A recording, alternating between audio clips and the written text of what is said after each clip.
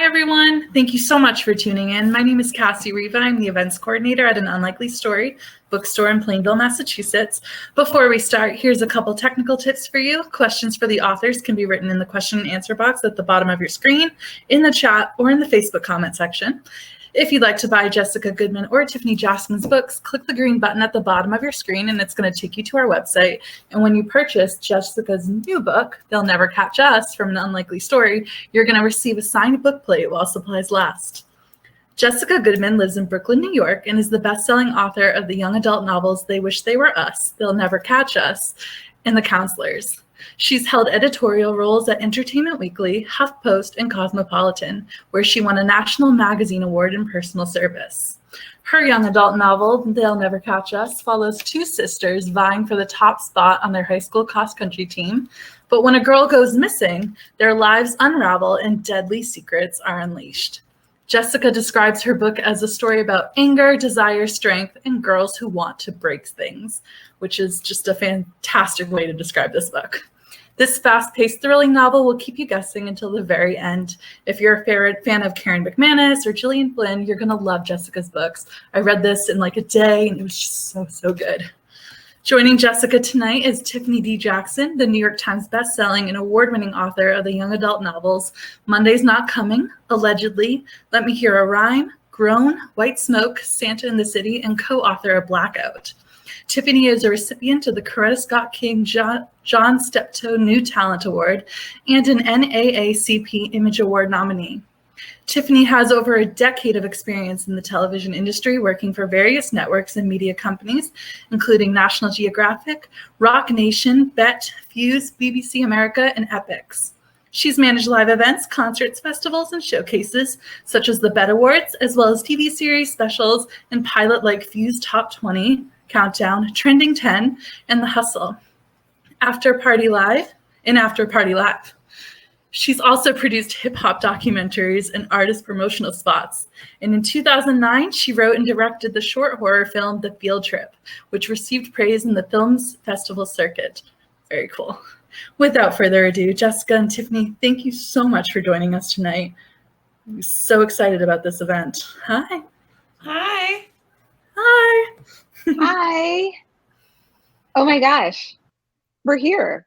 We're here. We're doing it. I love how our backgrounds kind of match in some like weird way. Yeah. Like a beige taupey. A beige, yeah. Yeah. So hi everyone.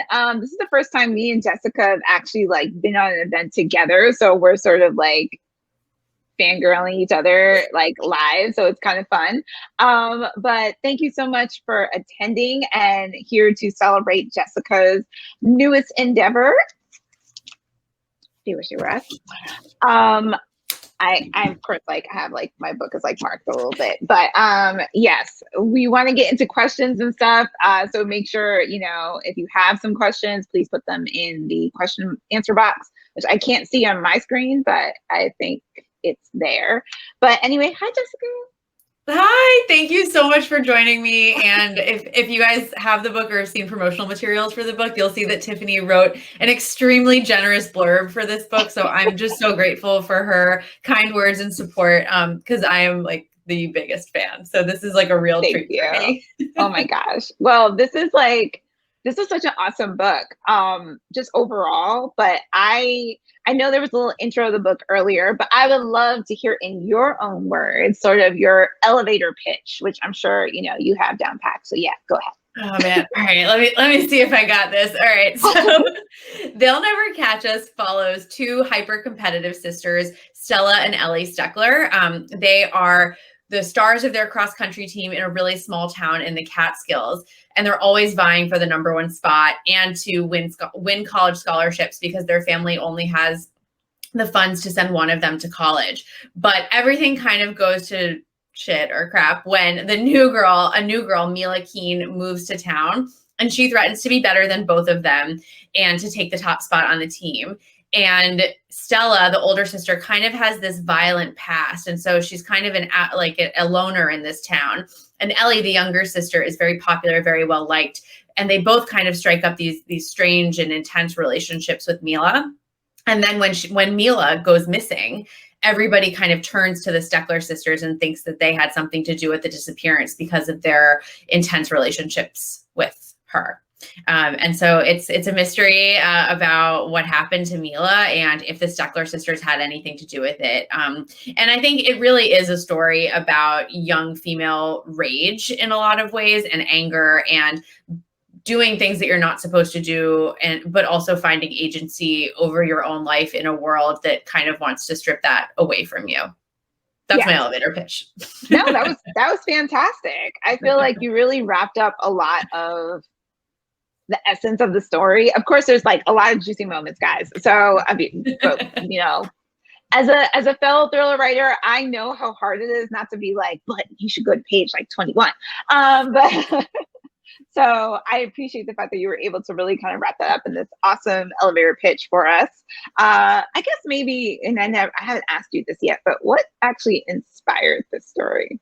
Yeah. So like what was mentioned in my intro, I spent the past 4 years as an editor at Cosmopolitan. And while I was there, maybe in like 2018, 2017, we kept hearing about stories of young women who would go out for a jog and would disappear or be killed or be hurt in some way. There was, this is nothing new. This happens all the time, and not just to women. But at this time period, there was just a string of really high profile cases like this. Mm-hmm. And there was a lot of, discourse and like conversation on Twitter and online about what it means to have the one thing that makes you feel free and makes you feel strong become the thing that can also hurt you. Like, what does that do to you?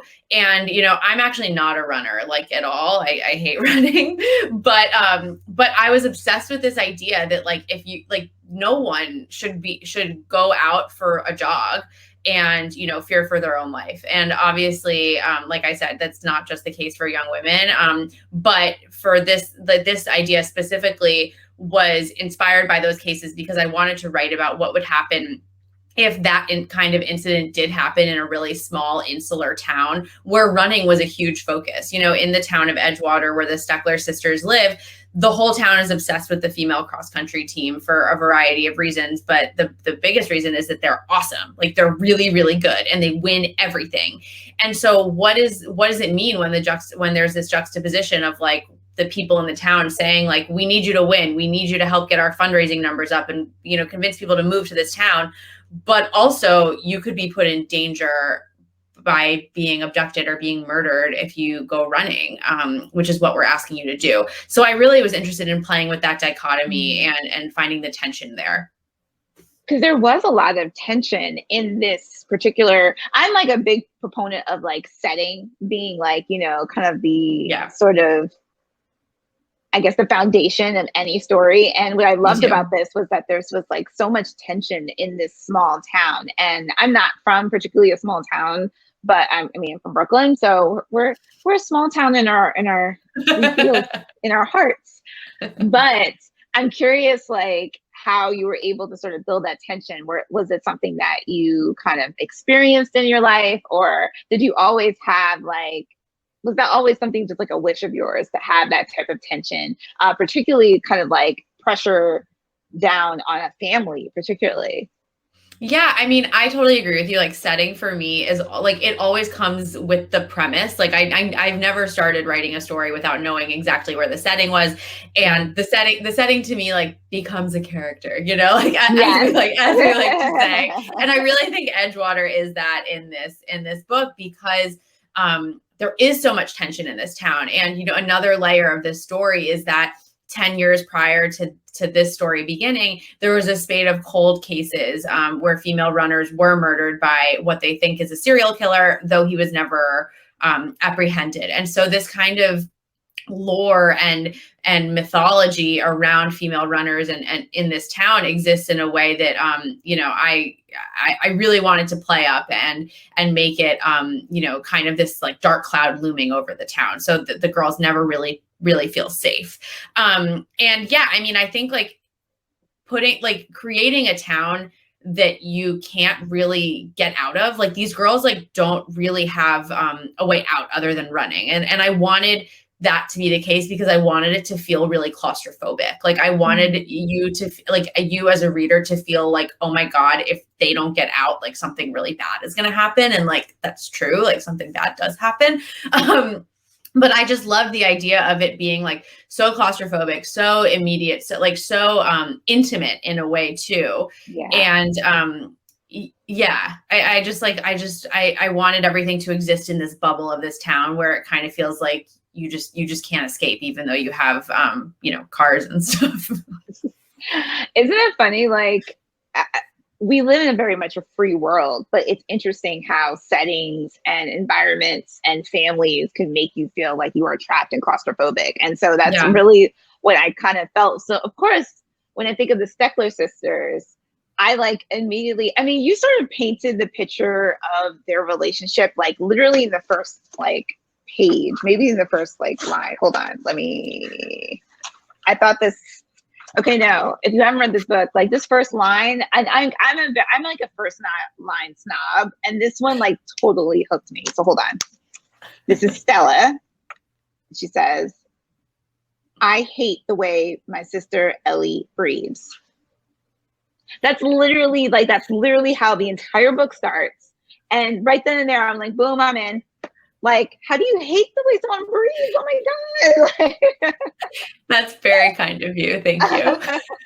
So I was in love with your writing from like the beginning, of the story. So it was great to sort of see that follow through and great to see that tension between them, like really like it's stuck the entire time. So talk a little bit about sort of building a dual POV, because that's pretty hard to do. And us writers, we always struggle with it. We always struggle to kind of get two voices and they not sound the same. But then you have the double kind of like issue of the fact that these are sisters. So they're inherently going to be somewhat similar and the same.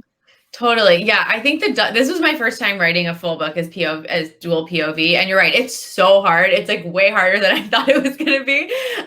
Because I think like I read somewhere that like, when you're doing this kind of thing, you really want someone to pick up the book and know, like open to a random page and know exactly who's speaking. Like you want them to be different enough that like you could read a couple lines and you know exactly where you are or who you're talking to.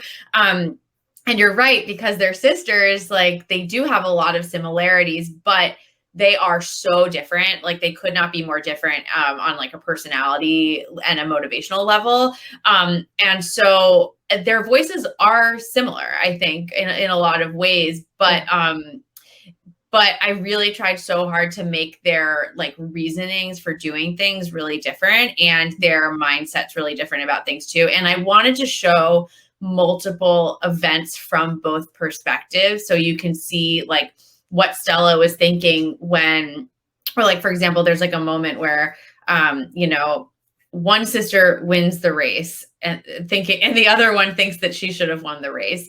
And you see that moment from both perspectives and they just have completely different readings of the scenario. And you have no idea, and the other one has no idea what's going on in the other's mind. And that was really important for me because I think it's like when you have really intimate relationships, you feel like you can read their mind, but you can't, like whether it's like your best friend or your sister or your mom or your dad or anything like that. Like sometimes if you're really close, you feel like you're like, you can have ESP. Like I have that with people in my life, but like there are moments where you have to realize like you actually have no idea what's going on in someone's head. And like, I wanted to play with that. Yeah, there are moments, and I'm trying not to spoil the entire book, but there are like, so I think that track race, if I'm remembering it correctly, there were like moments where, you're going back and forth between these two POVs, but it's very quick. And that's what we're referring to as this being a fast, quick paced read, because it may be like 3 sentences and then boom, we're going back to the other sister. And it'll be like 1 sentence and then boom, back to the other sister. And it's great because it's very cinematic in the feeling of going back and forth. Like I never felt confused. I always felt like I knew exactly, like you said, I knew exactly who was talking based on sort of like, the way they were reading a situation. So kudos to you on that one. Thank you. I'm so happy to hear that. So this is your second novel. And we in the, author stratosphere feel like second novels are the worst things to ever happen to us. They are so difficult. They're so complicated. So tell us a little bit about your process in terms of how you came, like, you know, reaching, especially like, you know, this is your second pandemic book. And so I feel like that also, you know, you deserve a crown just for getting through this much. So I'm curious about like kind of your writing process and how you felt writing this second novel. Well, I will say I had so much trouble with it as like a second book. And then I was like Googling second book trouble, like, you know, like if other authors had been through this too. And I read like an interview or something that you had written about how hard it was for you to write Monday's Not Coming. And I was like, okay, if it was hard for Tiffany, like, okay, it'll be okay. So you gave me like inspiration to keep going. But yeah, it was so hard. So this was actually, I signed the contract for this book like in tandem with my first book. So the deadlines were very, you know, like right one after the other. Like when They Wish They Were Us came out last year, I was going through, you know, developmental edits and working into the copy edit phase of this book, which means you're like past the halfway point, like you're almost done, sort of, hopefully. And it was really, really, really hard. I think I felt really bogged down by the pandemic, you know, like everybody else in the world. Like couldn't really feel my creative juices flowing very well. And, you know, it was really hard. And I think I had a very like tumultuous relationship with this book because I almost felt like I was like disassociating when I was working on it because it was so like, I think everybody was just like having a really hard time, you know, like in life. And so I felt like I could never really get close to this book. Like I could never really like live inside of it in a creative way, which I really felt like I did with They Wish They Were Us.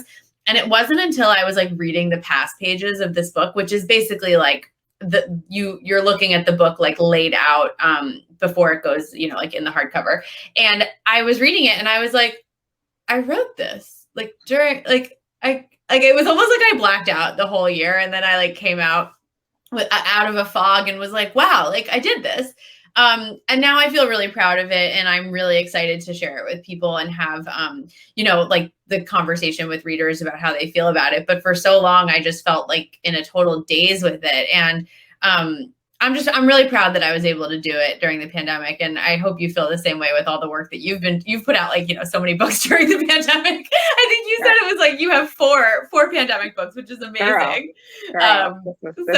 This is a rough year. And so that's why I'm like, I mean, to be honest, that's why I'm really like, I look at you and I look at other debut authors and, you know, sophomore class authors, as I call us. I'm still a repeating freshman, I continue to say.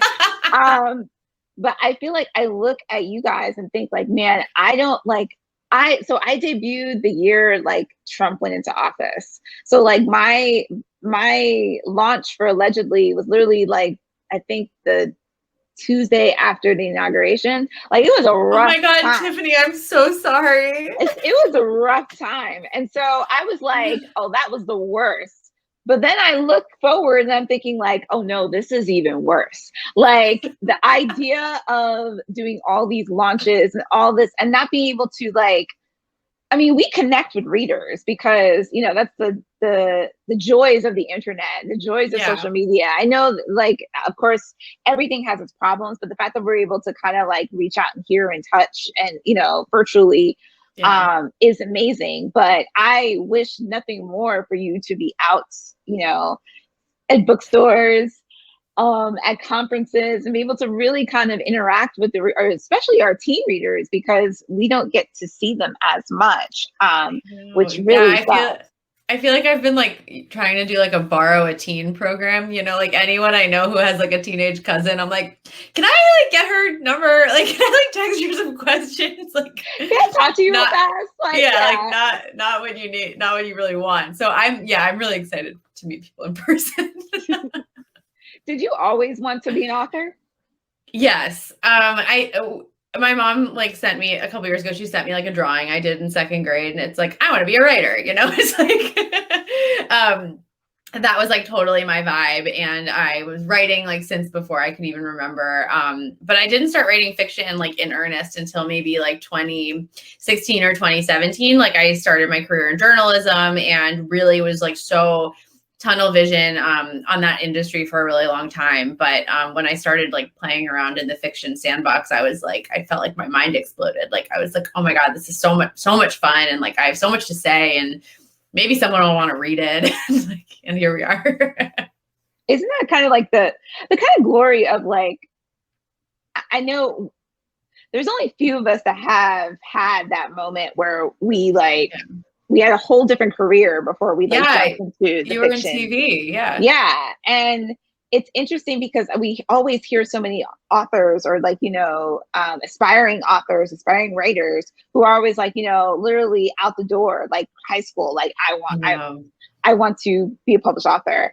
And I'm always like, I want you to live a life first too, because there's so much to experience. And, you know, even this book was also inspired by some of the work that you did before you became an author. So it's almost like, you know, would this story have happened if you weren't covering those cases? Because I do remember in 2017, there were like there was one girl who was missing. Yeah. And they found her and she was like, unfortunately killed by some like random person who found her while she was jogging. And I remember that specific because it was like, it was a pretty major covered case. So, which of course, you know, I'm all into cases and I love to like hear about this type of stuff and like the backgrounds of things. So that's pretty dope. I mean, I'm like, I just keep saying like, I'm just so amazed by, you know, your like tenacity, I guess. I don't know if that's like the right word to say because this is profound and what you're doing is profound work. And so I guess before we have a little bit of time, so I can ask you a couple more questions. Okay. I got worried there. So let's talk a little bit about the themes of this book. Yeah. So outside of, you know, sisterly rivalry bonding, yet, you know, there's just so much there, which, I mean, I guess we could also talk about that. Like, in the idea, I mean, why and if you ever read, well, for the audience, if you ever read my blurb, I very much compare this to a very like the sounds and the texture of a Gillian Flynn novel, because immediately, I mean, because I can't even. I mean, no, seriously, because when I was reading, I did have that kind of flashbacks of Sharp Objects. Yeah. So and that kind of sister, that sisterly, like half sister relationship there. I mean, crazy. Yeah. Yes. Yeah. It was something kind of fun seeing it from two POVs, because in Sharp Object we only have our main characters, you know, POV. I'm like forgetting my own words, but I mean, I guess talk a little bit about why sisters? Yeah, I mean, I'm a sister. I have an older sister. We're 18 months apart. And I think like being a sister is like one of my defining characteristics. Like, and I think if you have siblings, like it's just, or for me, I should speak for myself. It's such a huge part of my identity, like being a sister, like being defined that way. And I think that's because my sister and I, like, you know, I love her to death. Like we are very close in age and location and, you know, emotionally. But like I said, we're 18 months apart. We went to the same school. We did all the same activities. We went to the same college. We joined the same sorority. We moved to the same city. And like, I think because of all of those similarities that are like seemingly superficial, like you kind of get like lumped together a lot and like compared to one another a lot. And that just creates like drama and tension, you know, and like we have a really wonderful relationship. Like maybe she's even watching now. If she is, like, hi Hallie, I love you.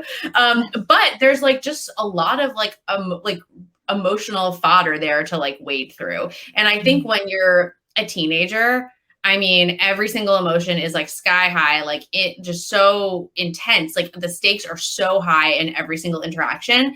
And like my sister and I have never had anything that happens to the Steckler sisters happen to us, really. But like you know, we have, of course, like had fights. And I think like in this book, like I wanted to make those fights like enormous and like blow them up to like epic proportions, because that relationship when you are a teenager, like it's so defining, especially in a high school setting when like your coaches are the same, your teammates are the same. Like, you know, thankfully my sister and I never played on the same tennis team really, because she was always better than I was. So she was like on varsity when I was on JV, and that like really helped. But like, of course we had like a lot of the same teachers who would like, you know, wonder why I wasn't as good as at a subject as she was or something like that. And I think that that's like, it's just so, it's like your whole world when you're a kid, you know, you're just so defined by your family in a lot of ways.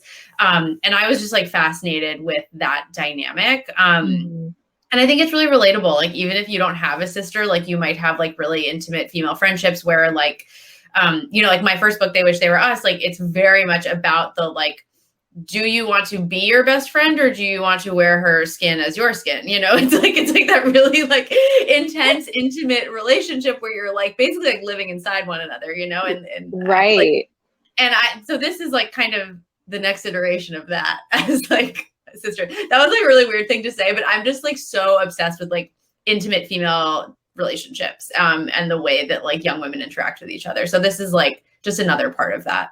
Which I think is important because I don't think we have enough of those. And I'd like scream about that from the rooftops, is that we don't have enough like sisterly kind of like bonding sort of, or not bonding, like in this book.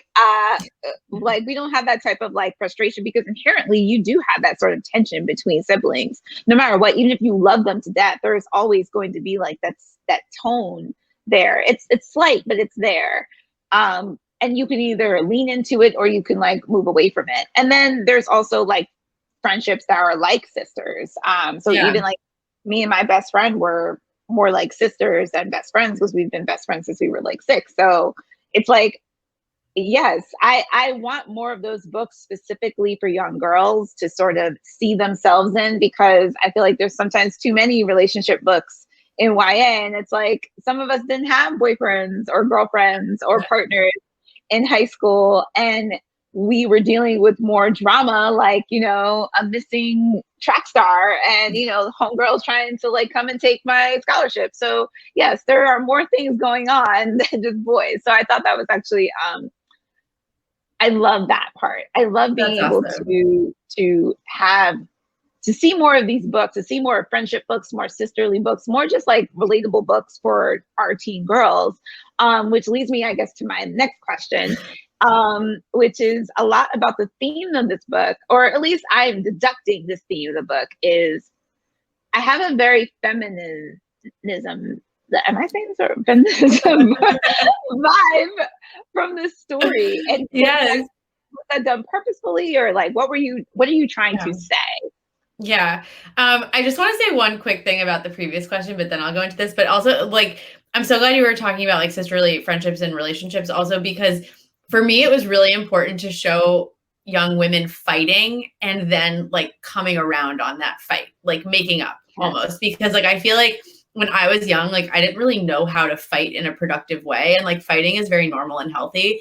And so I wanted these sisters to like argue a lot and fight, and then like, you know, be able to come out of it and be like, well, we're still sisters, and like we love each other, and like we will literally always have each other's back, even if there's like a murder going on. And so I just wanted to say that, because I think we need more productive fighting. And so, yes, the theme of feminism, I mean, yes, at 100%, absolutely. Like, I think that's a theme that like runs through all of my work and like your work too. And I think just like as a woman writer, like, how could I not, you know, it's kind of like, it might be like overt, but I think like for me, it's just so important to show young women like fighting back against like the powers in their town that like, you know, there's one point where the mayor of this like small, you know, bumbly town in the Catskills, you know, like demands that the young women like stop running after dark and like never run alone. Right. And the boys have no, you know, like they have no rules placed on them. And the mayor is like, this is like obviously a safety thing, but the girls were like, this is bullshit. Like, we still have to practice. Like, you're basically taking our like athletic prowess away from us. Like, what are we supposed to do? And so, yes, that is like very intentional. But it's also just like, it's very innate to the kinds of stories I'm trying to tell. Like I'm not interested in a story that like doesn't really have those kinds of themes in there. Like there's enough people out there writing books that like don't talk about this stuff that like I don't really need to be a part of that. Yes. And I like a lot of those books, but like this is just where my sweet spot is, I think. I mean, I think it's important for every book to say something, you know? Yeah. Like even, and I don't feel like it's very over. I know you kind of like mentioned that, but I felt like it's incredibly subtle that it took me like, I think I was like kind of like flipping through to sort of get ready for today. And I was like, there were some lines where I was like, yeah, like it was like one of those moments like, yeah, like we need those, so I wanted to read this one line that I want to make sure I got the right page.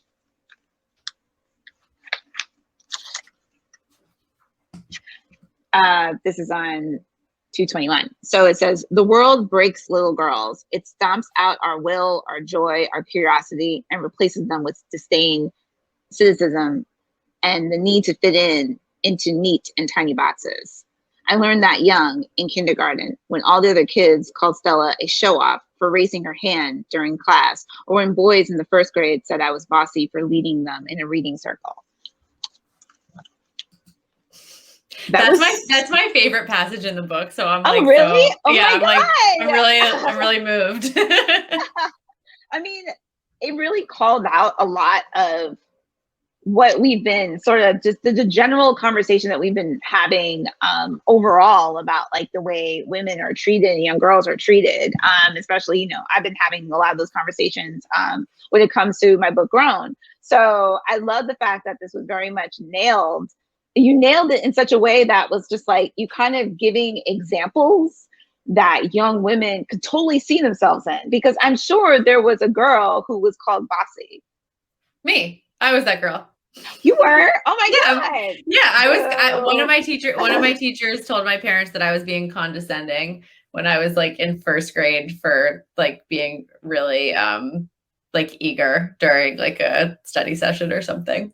And I'll never forget it. That's how I learned what the word condescending was. Really? I mean, maybe I was being condescending, but like I was like 7 or 8, so I don't know. I mean, it's totally possible, but also kind of like not really, because it's not like, I feel like condescending is intentional. Yeah. I mean, I was like totally that girl though, who was like so like obsessed with school and like really eager beavery, and was like definitely like, you know, tried to like, I had teachers and classmates who tried to be like, you know, stop being like, stop raising your hand, like stop, you know, stop wanting to participate, like let me stomp out your spark. And like, you know, I think that happened to like a lot of the really like smart girls in my class, and like other, you know, I've heard that from a lot of like friends as adults, you know, where when you're a little girl, it's like, they often like people don't really want to hear from you sometimes. And these girls in this book want to be heard. So I wanted them to have that journey. That is perfect. Okay, so one last question before we open it up to audience. What is, and this is my favorite question to always ask because, you know, it puts everyone on the spot. What is next for you? Because first, let's, you know, I guess this is a part A and B of the question. Can you give us any updates about your show in development? Yes. So They Wish They Were Us is in development at HBO Max to be a TV series. And it's really exciting. It's going to star Sydney Sweeney and Halsey, and some of the folks who produced Big Little Lies are on board to produce this as well. So yeah, we're just like waiting on a few things and hoping it can move forward soon. But I'm really excited. The talent that's attached is like incredible, and everyone is really smart, and I'm learning a lot from being part of the process. So it's really cool. And shout out to Tiffany though, because I don't know if everybody here knows this, but Blackout just got picked up by the Obamas Higher Ground to become like a movie and a TV show. Yeah, both incredible. Thank you. No, I'm just like, I'm so excited because HBO Max is one of like, I mean, granted, I definitely worked in television for a while, and HBO was like the pinnacle of where you wanted to work. So the fact that you're doing HBO Max, which is also just like they're doing some really groundbreaking like stuff over there. And so I'm super excited for you overall. Just I'm super excited for like, you know, your next steps in life. So yes, after all that, what's your next book? Yeah, we actually just announced my next book last week. It's called The Counselors, and it's coming out next summer. It's another young adult thriller, and it's set at summer camp, which is, I was the ultimate sleepaway camp kid growing up. So this was like really just a joy to go back into. But that book will follow a young woman named Goldie, who is kind of a local in the town that her camp is in Vermont. And I haven't done this elevator pitch yet. So let me see if I can try it out. Okay, so Goldie's like a local in this town, but she's been going to this very exclusive summer camp her whole life because her parents work there. And she has two best friends who are kind of like from the tri-state area. They're really fancy, and she always feels a little bit out of place. And so she starts the summer with this big secret that she's keeping from both of them. And then just as the summer starts, the guy who broke her heart in the local high school winds up dead at camp. And that's the pitch. Yes, I love this already. So I actually was sort of like tinkering with a sleepaway camp story. Do it. The only problem is I've only been to one sleepaway camp in my life. I was definitely the city kid that like went away like maybe once or twice and was like, oh no, girl, like this ain't gonna work. I'll give you everything you need. I think because I just finished. So last week was like the conclusion of R.L. Stein's Fear Street series. Yes. On Netflix. And so the second film was at a summer camp, and it was like the perfect like nostalgic, you know, Friday the 13th, summer camp, sleepaway camp, those type of like movies, those horror movies. And it brought back such nostalgic feelings of being alone at a camp, like no adult supervision. Yeah. Like there is something very like, there's so much tension about no adult supervision. I can't imagine that because I was always supervised. Someone was always watching my ass. But I was like... Yeah, there's so much freedom. And I feel like we always talk about in YA, like get the parents out of there like as soon as possible to like keep the story moving. Yeah. And camp is like the perfect place because it's just like all kids all the time, basically. Like camp, boarding school, trips. Like we always try and figure out like how do we get rid of these parents? Either they gotta die or we gotta like take the family or a blackout or where there's no parents around. There's just no parents around. We just they're only on technology. Yes. So hilarious. So that's so amazing. I'm really excited about that. That's going to be awesome. I'm excited too. It was definitely like the opposite of, it's actually been like the opposite of this book, They'll Never Catch Us, like the writing process, because it became like a happy place for me to like really escape into in the pandemic. And I think They'll Never Catch Us like was so early in the pandemic that everything was so, you know, confusing. And The Counselors, I've been like, all right, I'm settling into pandemic life. Let me write this book. You know, I got my tie-dye leggings on. Exactly. I'm on my Peloton, made my bread. Like, you know, I'm all into the Yes, I'm a bit more settled. You're right. Because I think my next book, I was sort of finishing and editing while at the top of the pandemic. And it was the first time I actually experienced real writer's block. With white smoke? With white smoke, yeah. I've never experienced writer's block before. And so I thought something was wrong. I thought I was sick. I kept saying like, oh, I may have COVID. And I realized like, no, I don't. I just like. You said writer's block. I was like, oh, this is writer's block. Oh, this is what this is. I really had no clue how this felt. And I was like, oh, this is scary. Now I understand. And I never understood before, but now I have a totally different perspective on the struggle. So I couldn't imagine like writing your second novel or finishing your second novel in the midst of all this. So kudos to you because this is really awesome. Thank you. Thank you so much. All right. I'm going to take the first question, which is, this is from Jordan. It says, how do you feel like you've changed as an author between books 1 and 2? Oh, you know, I think I've gotten I'm a stronger writer now. My mom was actually the first person to tell me that. She like read They'll Never Catch Us and she was like, your writing is better now. It's like, that's like, it was so sweet. And I think I've just like, I have more experience. I've grown in terms of like I've been really trying to like work on my prose and like become a better writer. And I'm such a voracious reader that I think that's the best way that or at least for me, that's the best way that I learned how to like write better. And I read like a lot before I was working on this book too. But I think I'm also like, when I started writing They Wish They Were Us, like I didn't really think about like genre tropes, like thriller tropes, and like how to, set up the perfect red herring and like how to create breadcrumbs. Like I kind of just like wrote, and then my editor was like, okay, like let's like work on the structure, and like this is how the book should be. And so I also was like really trying to focus on that and be like, okay, like let's be really intentional about the structure and like how to set up a compelling mystery in a way that I wasn't intentional about the first time around. And so now that I'm doing that with the counselors, I feel like I'm even stronger and like getting better, which makes me feel good, because I feel like, you don't want to come out of the gate and like have your best book be your first book and then like there's nowhere to go, like I feel like I'm getting better, and that feels really good. It feels like I'm exercising. Yeah. Like my Steckler sisters who are constantly practicing. It's a muscle, it's like, you gotta work it. I agree that the more you write and the more you read, the better and stronger your muscles get. And that's all this is. I mean, this is very much a physical writing is very much a physical activity, even though it does seem like we're just sitting there, like our muscles are like pulsing the entire time that we're writing. And so, that's why we're so exhausted after like 4 hours, or hell, 1 hour, and I need a nap. So I totally understand. And I do agree that I always tell people that, and I'm the first, everyone will let you know this, that I hated my second book, Monday's Not Coming. Hated it. I thought it was like the worst novel ever.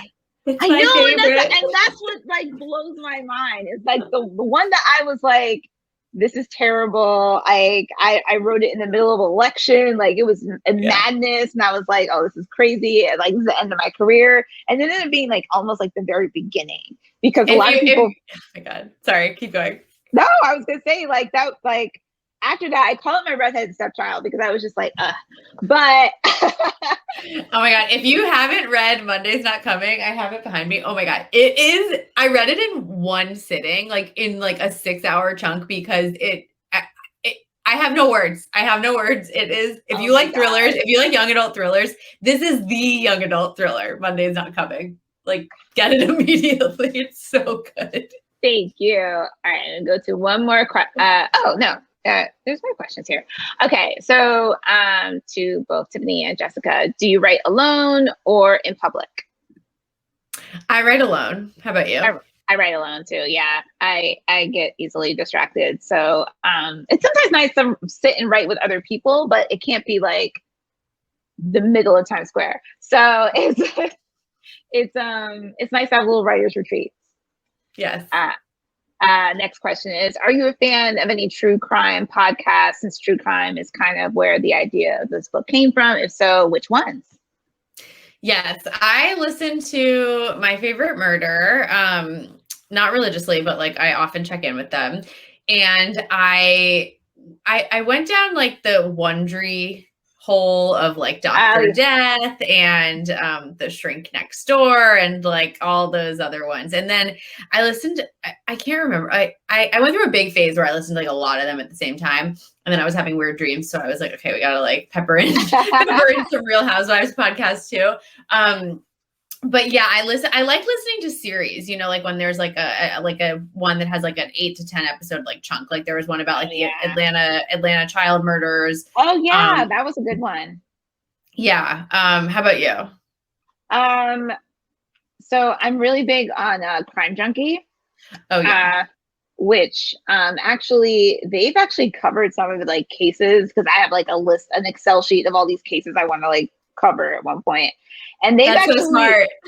It's so smart. I had to finally, it was like, there's too many ideas being thrown at me. And then I've actually heard them do full episodes on things that I was actually thinking about writing about. I'm like, oh, this is a sign. Perfect. So that's been nice. But recently I've been like going down the Unsolved Mystery podcast. Did you watch the show? Yes. Oh, I remember being like a tween and watching Unsolved Mysteries like in the 90s and 2000s, like in like a hidden bedroom at my parents' house, like where they couldn't see me because I like wasn't allowed to watch it. So I'm like all about Unsolved Mysteries. Oh man, and like the new version is like there's like so much better quality, and I'm just like, I know. Oh Not, like yeah.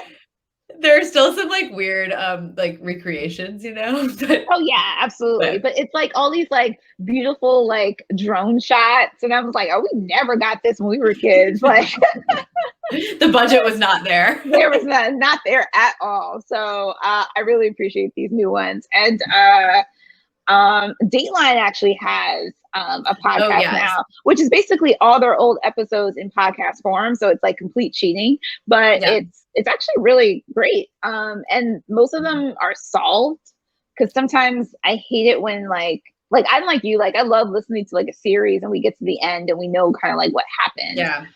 Versus like sometimes it's like the killer is still out there. I'm like, well, now I'm never sleeping again. Thanks. Yeah. I mean, the best kinds of cases are the ones like the Golden State Killer, you know, where like it goes unsolved. I mean, okay, at best is like, you know, a weird thing to say, but the most compelling stories to me as a person who's consuming them are the ones that go unsolved for a while and then they find them and it's like there's so and often it's because of like something new, some kind of new technology or something that's like amazing. Yeah. I love those. Yes, the DNA analysis and stuff like that. Yeah, I'm still trying to figure out how to like put that in a way, not yet. But it'll happen. Oh, if anyone could figure it out, I think it's next question is Tiffany and Jessica, what was the book that really got you into reading, if you remember? God, I've been such a reader forever, but like the YA books, like YA, I guess like they weren't really that defined that way when I was growing up, but like the ones that I remember like so vividly are Ella Enchanted. Like I loved it so much. The Jessica Darling series, like Sloppy Firsts by Megan McCafferty, and Angus Thongs and Full Frontal Snogging was like, do you know this book? It's like it's like this British book that's like all about this like tween girl who is like she's like in England and like trying to get, I don't know, it's really messy and funny, but like has a funny name. So my parents were like, what is this? Yeah. But it's great. But I didn't really get into thrillers until much later. Okay. Yeah. Okay. How about you? I think the books that really got me into reading was the Goosebumps series. I mostly wanted to read scary novels or scary stories. I think it was like the Scary Stories to Tell in the Dark. Oh, I did love those. Yeah. Yeah, like I love those. And then I think the librarian and my teachers realized that I kept taking out the same book. And then that's when they were like, well, look at all these books by this guy. They were all signed. So that's basically how they got me into reading, because I ate those up. Oh my God. God bless librarians and teachers who can identify what children are into. Yeah. Yes. That's actually like incredibly important, is like to actually just pay attention to a student and just sort of know kind of what they're looking for, which a lot of kids are looking for, just aside from like, you know, the classics and aside from like the literary fiction that we want kids to read, because, you know, there's some beauty in the prose and everything. It's also great, just as adults need like beach reads or romance novels. Kids can definitely use like a break and just have like a thriller. And totally. And as I'm sure you know, like, you know, people like can like speed through our books so quickly. I know. Just eat them up, and it's just like, well, okay, I spent a whole year on that. Okay. I know, it's so funny. Yeah. Okay, next question is, do you usually write your books in order, or do you go out of order and fix it up after? That's a good question. Oh, I definitely write chronologically. And then we'll go back and fix stuff. But sometimes I'll get to the point where I'm like, I just end up like revising the first few chapters like 45 times. And then I'm like, wait, I have this whole mess like waiting for me. But what I've learned in my own personal writing process is like getting to the words, like the end is like a huge deal. Like I feel so much confidence from that. And like just get like writing until the end makes me feel like I can go back and revise with more confidence and more understanding of what the story is. Like, how do you do it? It kind of depends on the novel. I do tend to go in chronological order, mostly because I'm still like, I'm a plotter. Plotter, where I usually follow an outline. And so I typically, go top to tail. But there's sometimes where I will write a scene just because the scene is like playing out like in my head, and that scene will always be like somewhere further back in the novel. So like for Monday's Not Coming, there's a whole bathroom scene that I wrote that first because that was literally like the first thing that I like thought, sorry. Read this book, people. Yeah, I mean, that's amazing. I wish I could do that. That's great. You just like seize the moment. Yeah, sometimes it's just like you just see your characters do like, and maybe that's also sort of my downfall too, is because I'm so caught up on the action and like just like getting the characters from A to Z that sometimes I need to go back and like fill in all the character development stuff. What they look like little things like that. Like I've had editors be like, what does this person look like? Like maybe add in anything. And I'm like, oh right, yes, of course. Yes. They have hair. My agent was like, I'm working, so the next novel I'm working on that comes out next year is called The Weight of Blood. And it is a Carrie retelling set at a school's first integrated prom. And it's like that's kind of like your counselors is like my Weight of Blood. Like it's definitely helped me kind of get through like so much. Oh my gosh. Sounds great. Thank you. But there's like moment like when my agents were reading it, she's like, so what does the town look like? And I'm like, oh right. Like what's the weather? I'm like, oh yeah, the sun is out. Like yeah. Uh-huh. Is it raining? I don't know. Who cares? Oh my gosh. Well, I can't wait for that. Yeah. Thank you. No, I'm pretty excited. Another question is, Tiffany, you tell us about White Smoke. Yes, please. I want to hear your elevator pitch for it. Oh gosh. So White Smoke is about, and I'm going to butcher my own elevator pitch.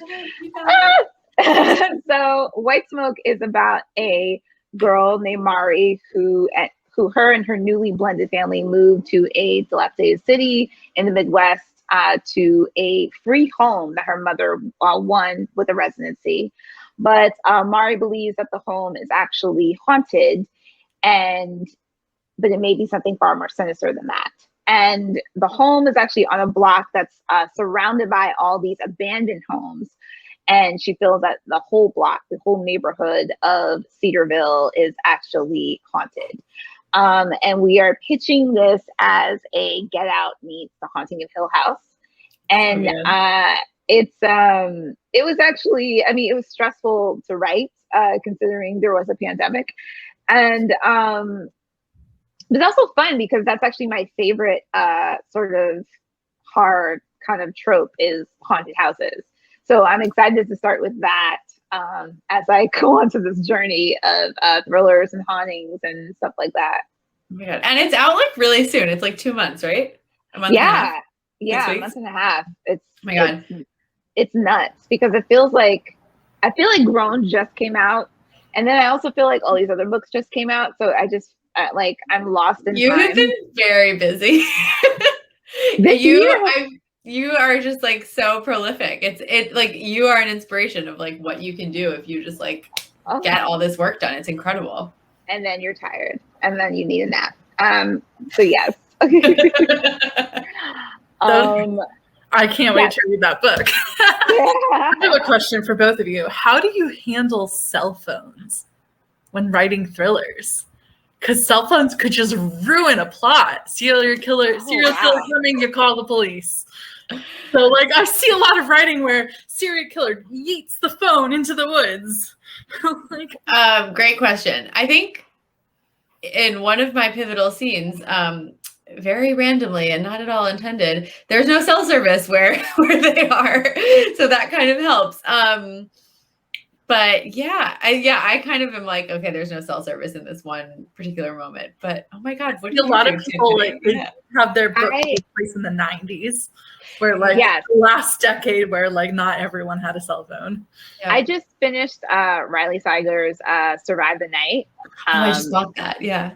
It was so good. It was so good. I sucked me in completely. And same situation where I was like, why don't you just call someone? I'm like, oh, it's 1990. Like, I was just like, just use your phone. Like, I was getting mad at the character like the whole time. And it's rare when I get mad at a character. And so I was the whole time, I was like, use your phone, girl. And I was like, oh, right. There's 0 phones around.